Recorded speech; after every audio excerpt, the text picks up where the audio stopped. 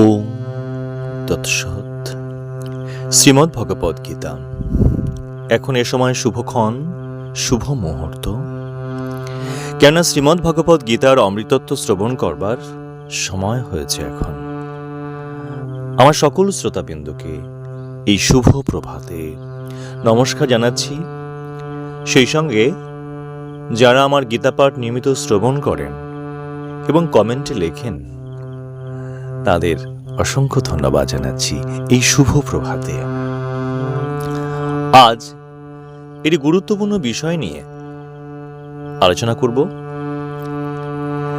যে আমাদের এই নিত্যদিনের যে জীবন, এই নিত্যদিনের জীবনে আমরা যে সুখ বা দুঃখ অনুভব করি বা সুখ বা দুঃখ পেয়ে থাকি, এই সুখ বা দুঃখ আমাদের জীবনে কিভাবে আসে, কেন আসে, কিভাবে আসে, কি থেকে এই সুখ বা দুঃখ আমাদের জীবনে আসে, এই সুখ বা দুঃখের কারণ কি, এবং এই নিত্যদিন আমাদের জীবনে যে সুখ বা দুঃখ আসে, এই সুখ বা দুঃখের সহিত আমাদের কি ধরনের সম্বন্ধ বা কিভাবে এটাকে গ্রহণ করা উচিত, কিভাবে এই সুখ বা দুঃখকে গ্রহণ করা উচিত, আজ এই বিষয় নিয়ে আলোচনা করব।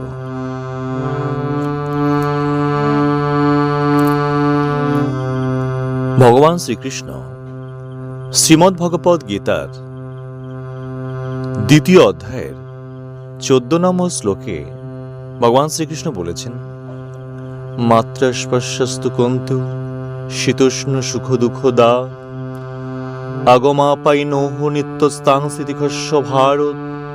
অর্জুন বলছেন, বিষয়ের সঙ্গে ইন্দ্রিয়ের সংযোগ হইলেই এই শোক বা দুঃখ আসে, শীত গ্রীষ্ম অনুভব হয়।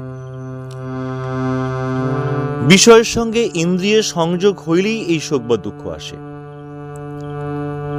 এবং বলছেন যে এই যে সুখ বা দুঃখ আমাদের জীবনে আসে, এগুলিকে সহ্য করাই উচিত, এগুলির দ্বারা বিচলিত হওয়া উচিত নয়।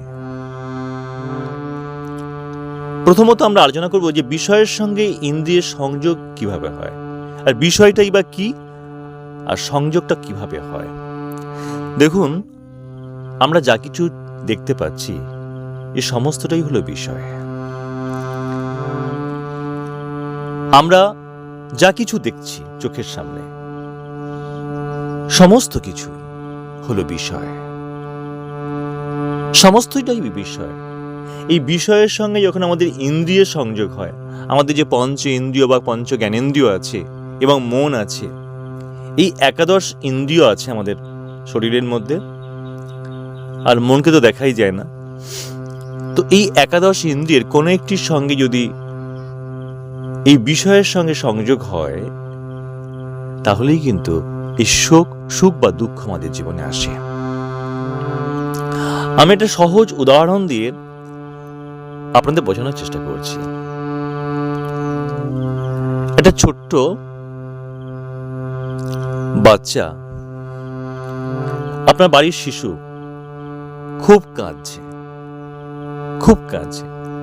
অমনি আপনি যখন একটা খেলনা যখন আপনি তার হাতে দিলেন, অমনি সে চুপ করে গেল। কেন? এই যে খেলনাটা হলো বিষয়, আর বিষয়টিকে যখন সে দেখেছে, সেই খেলনাটিকে যখন সে দেখেছে, দেখার সঙ্গে সঙ্গেই কিন্তু সে চুপ করে গেল। তাহলে একটু আগে কাঁদছিল, কিন্তু এটা দেখার সঙ্গে সঙ্গে এই বিষয়টার সঙ্গে যখন তার চোখের সংযোগ হয়েছে, এই হওয়ার সঙ্গে সঙ্গে কিন্তু সে চুপ করে গেল। ধরুন, আপনি দাদাকে নিয়ে বাজারে গেছেন কোনো কাপড় কিনবার জন্য, কাপড়ের দোকানে আপনি গেছেন। এখন কাপড় কিনতে গিয়ে দেখলেন যে কাপড় আপনার পছন্দই হচ্ছে না, মনটা খুব খারাপ লাগছে। এমন সময় হঠাৎ আপনি একটা সুন্দর কাপড় দেখতে পেলেন এবং দেখে আপনার খুব পছন্দ হয়ে গেল, মনটা খুশিতে ভরে উঠল, বাহ, এই কাপড়টা খুব সুন্দর, আমি এটাই নেব। এমন সময় দোকানদার সেই কাপড়টার দাম এতটাই বলল যে সেটা আপনার পক্ষে নেওয়া আপনার সামর্থ্যের বাইরে, আপনি নিতে পারবেন না, অনেক টাকা দাম। দাদা বললেন, না না, এই কাপড়টা নেওয়া সম্ভব নয়, অনেক দাম, একটু কমের মধ্যে দেখান। আর অমনি কিন্তু আপনার মনটা কি হলো? দুঃখে ভরে উঠল। কাপড়টিকে দেখেই সঙ্গে সঙ্গে আপনার আনন্দ হয়েছিল, কিন্তু না পাওয়ার জন্যই জিনিসটি আপনার মনের মধ্যে একটা দুঃখের ছায়া একটা এলো। এই যে বিষয়ের সঙ্গে যে ইন্দ্রিয়ের সংযোগ, কাপড়টা বিষয়, এবং এই বিষয়টার সঙ্গে আপনার যে সংযোগ, ইন্দ্রিয়ের যে সংযোগ, এই সংযোগের ফলে কখনো আমাদের জীবনে সুখ আসে, আবার কখনো বা দুঃখ আসে। তা আমাদের জীবনে এই যাবতীয় সুখ বা দুঃখ এই বিষয়ের সঙ্গে ইন্দ্রিয়ের সংযোগের জন্যই আসে। কিন্তু ভগবান বলছেন এই সুখ বা দুঃখকে আমরা কিভাবে গ্রহণ করব? আমাদের জীবনের এই যে যাবতীয় সুখ বা দুঃখ, এই সমস্তই কিন্তু দেহস্থ সুখ বা দুঃখ। দেহস্থ সুখ, আমার দেহ থেকে পাওয়া সুখ, দেহস্থ সুখ বা দুঃখ বা বিষয় প্রদ সুখ, দেহস্থ সুখ বা দুঃখ, যাবতীয় সুখ বা দুঃখ। তো আমাদের এই নিত্যদিনের জীবন, এই জীবনে যে সুখ বা দুঃখ আমাদের জীবনে আসে, এই সুখ বা দুঃখকে সহ্য করাই উচিত। ভগবান বলছেন সহ্য করা উচিত, এগুলির দ্বারা বিচলিত হওয়া উচিত নয়। কেন? সহ্য করা মানে কি? সহ্য করা মানে হচ্ছে এই বিষয়টাকে উপেক্ষা করা। অর্থাৎ এই জীবনে যে সুখ বা দুঃখ আমাদের জীবনে আসছে, এই সুখ বা দুঃখগুলোকে উপেক্ষা করা, অগ্রাহ্য করা। কেন? সুখ বা দুঃখকে উপেক্ষা করলে, অগ্রাহ্য করলে, যদি আমরা গ্রাহ্য করি, খুব মূল্য দিই সুখ বা দুঃখকে, তাহলে আমাদের মন কিন্তু খুব বিচলিত হবে।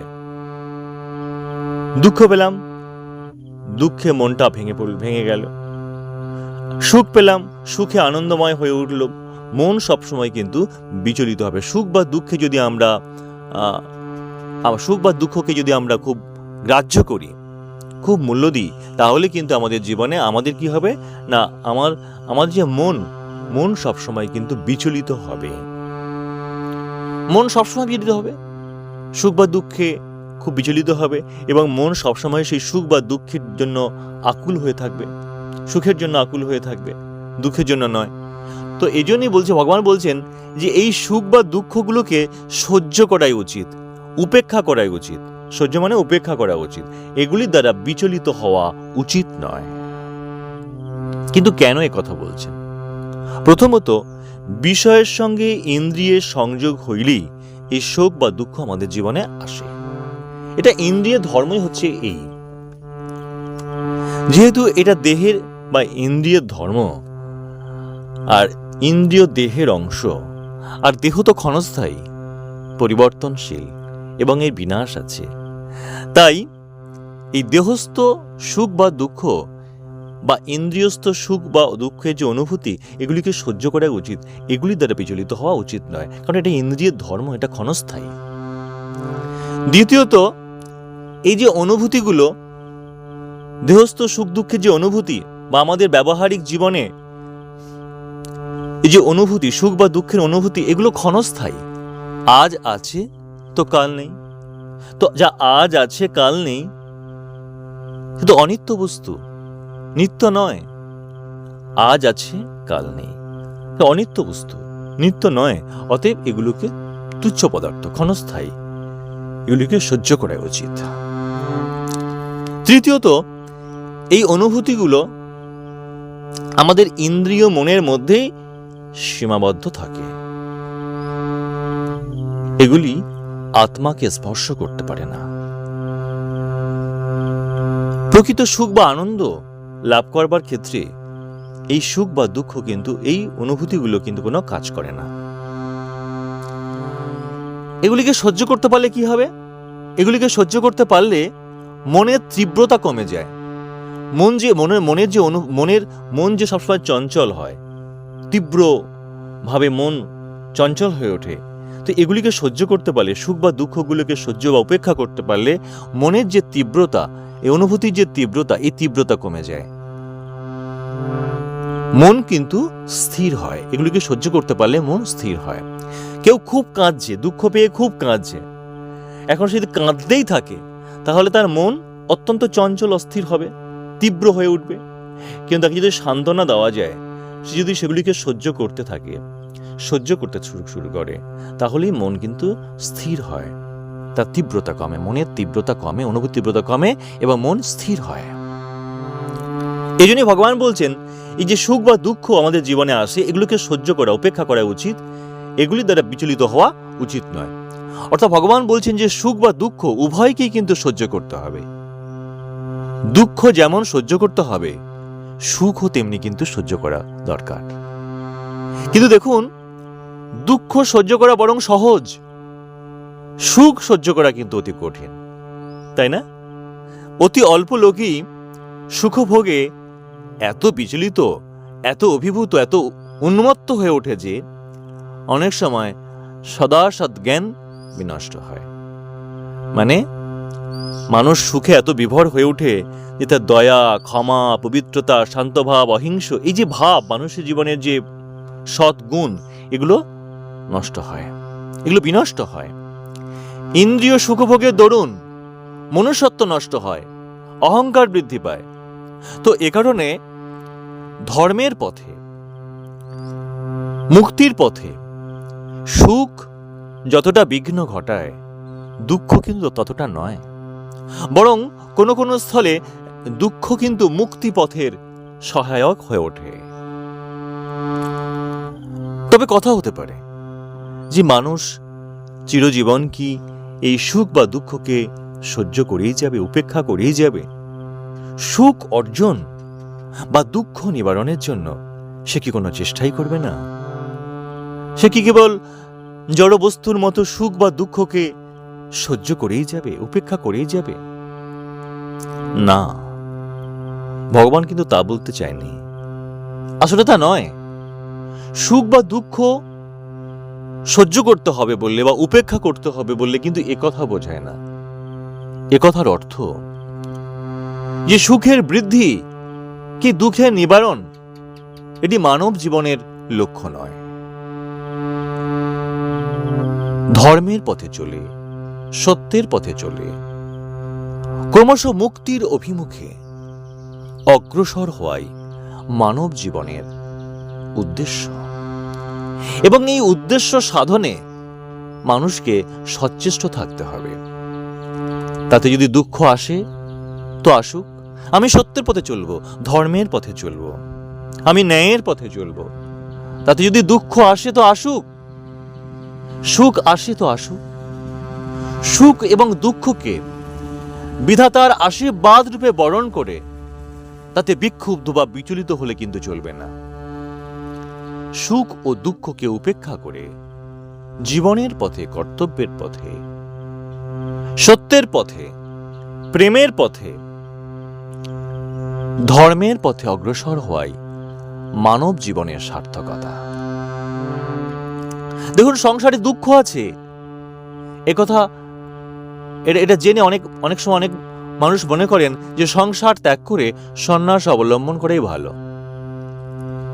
আবার অনেকে মনে করেন যে কর্ম করলেই তো তার ফল হয়, আর ফলভোগের জন্য আপনাকে আবার জন্মগ্রহণ করতে হবে, আবার সুখ দুঃখ যন্ত্রণা ভোগ করতে হবে। তো কর্ম মাত্রই তো বন্ধন, অতএব কর্ম ত্যাগ করা উচিত। কর্ম ত্যাগ করবার পরামর্শ দেন, আপনি কর্ম ত্যাগ করুন। তো এভাবে দুঃখ হইতে পালিয়ে যাওয়ার যে চেষ্টা, দুঃখ থেকে বাঁচবার যে চেষ্টা, এটা কিন্তু গীতার অভিমত নয়, অর্থাৎ ভগবানের কিন্তু অভিমত নয়। এরূপ চেষ্টা কিন্তু নিরর্থক এবং কাপুরুষোচিত। প্রথম অবস্থায় আমাদের যে জীবনের যে সুখ বা দুঃখ, এই আমাদের জীবনে যে সুখ বা দুঃখটা আসছে প্রাত্যহিক জীবনে, এই সুখ বা দুঃখকে কিন্তু সহ্য করে ক্রমশ এই সুখ বা দুঃখকে জয় করতে হবে। মানুষের জীবনে সুখ বা দুঃখ আসবে, দেহ যতদিন আছে এই দেহস্থ সুখ বা দুঃখ মানুষের জীবনে আসবে। এগুলো এড়িয়ে যাওয়ার কোনো পথ নেই, এগুলোকে আমাদের কিন্তু সহ্য করতে হবে, উপেক্ষা করতে হবে, ভেঙে পড়লে হবে না। সুখ এবং দুঃখ এই উভয়কে সহ্য করে একে সমানভাবে গ্রহণ করতে হবে। যে সুখ হো যা, দুঃখ হো তা। দুঃখেও কখনো ভেঙে পড়ব না, আর সুখেও কখনো চঞ্চল হব না। তো সুখ এবং দুঃখকে সহ্য করে এই এগুলোকে কিন্তু জয় করতে হবে। এগুলো যেন মনকে বিচলিত করতে না পারে। এবং এই সুখ বা দুঃখের ভাবনা যেন আমার মনকে বিচলিত করতে না পারে, এবং সুখ বা দুঃখে যেন আমি বিভোর না হয়ে উঠি। এগুলি যেন আমার মনকে বিচলিত করতে না পারে। যদি আমরা এভাবে সুখ বা দুঃখকে এভাবে সহ্য করে বা উপেক্ষা করে যদি উভয়কে যদি সমানভাবে গ্রহণ করতে পারি, যে সুখ হো যা আর দুঃখ হতা, তাহলেই কিন্তু আমরা শান্ত বা স্থির হতে পারি।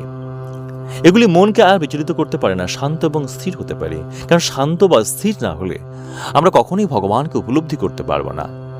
সেই স্বর্গীয় আনন্দ, সেই পরম পুরুষ ভগবানকে, পরমেশ্বরের কাছে আমরা পৌঁছতে পারবো না। তার কৃপা, তার দয়া আমরা লাভ করতে পারবো না। এই বৃহত্তর আনন্দ থেকে আমরা বঞ্চিত হব। তাই আমাদের জীবনের যে সুখ বা দুঃখ, এগুলিকে আমাদের সহ্য করা উচিত।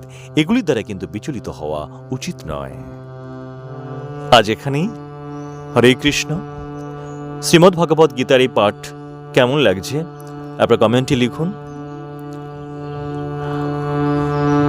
আপনাদের অসংখ্য ধন্যবাদ এই শুভ প্রভাতে। ভালো থাকবেন। হরে কৃষ্ণ। জয় গীতা। ওম তৎসৎ।